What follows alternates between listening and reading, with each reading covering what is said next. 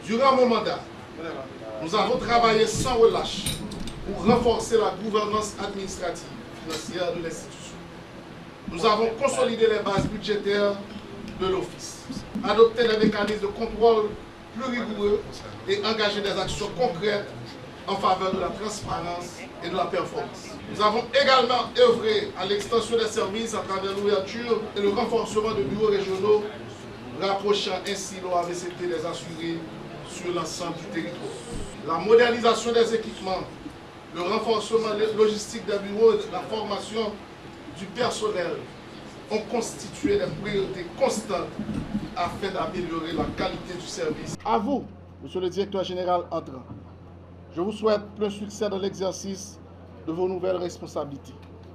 Vous prenez la direction d'une institution stratégique pour la protection des citoyens et la régularisation du secteur de l'assurance obligatoire des véhicules. Je vous assure de ma disponibilité pour faciliter une transition harmonieuse et républicaine dans le respect de la continuité du service public. Je ne saurais continuer mon propos sans remercier chaleureusement le directeur général sortant pour le travail accompli comme premier responsable de cette institution. Il faut le reconnaître, son passage à la tête de l'OAVCT s'est réalisé à un moment où le pays fait face à une situation exceptionnelle. Exceptionnelle dans le sens négatif. Comme vous le savez tous, il y a la crise sécuritaire qui a débouché sur une crise multidimensionnelle qui secoue le pays depuis plusieurs années. Je tiens à rappeler à tout un chacun que l'OAVCT, c'est une institution créée en 1967 par décret. Depuis sa création, elle dispose d'un monopole d'État pour l'assurance obligatoire des véhicules circulant sur la voie publique.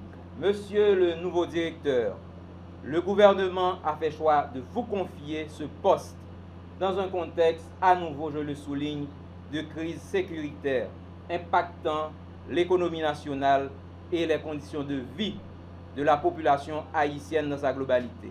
Tenant compte de cela, vous devez faire preuve de proactivité et de pragmatisme afin que votre apport aux actions du gouvernement dirigé par son Excellence, le Premier ministre, M. Alix Didier Fils-Aimé, puisse contribuer à apporter des réponses adéquates aux besoins urgents des personnes utilisant la voie publique.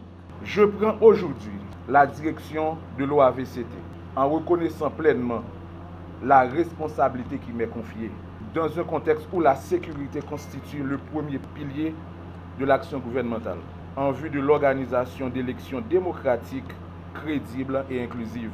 Garantir à chaque citoyen, à chaque citoyenne, sans distinction aucune, la possibilité d'exercer librement ses droits dans le respect des principes démocratiques et de l'état de droit demeure une priorité nationale, élément essentiel au bon fonctionnement de l'État et à la stabilité institutionnelle.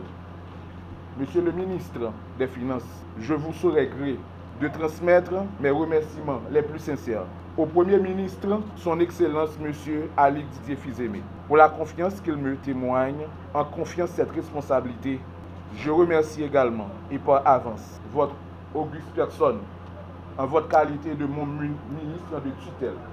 J'ai la pleine assurance que vous allez m'accompagner dans l'exécution de cette tâche qui m'est confiée. Mesdames et messieurs, l'action que nous allons mener reposera sur 4 axes majeurs. Je ne ferai pas de promesses, mais je peux vous dire ceci.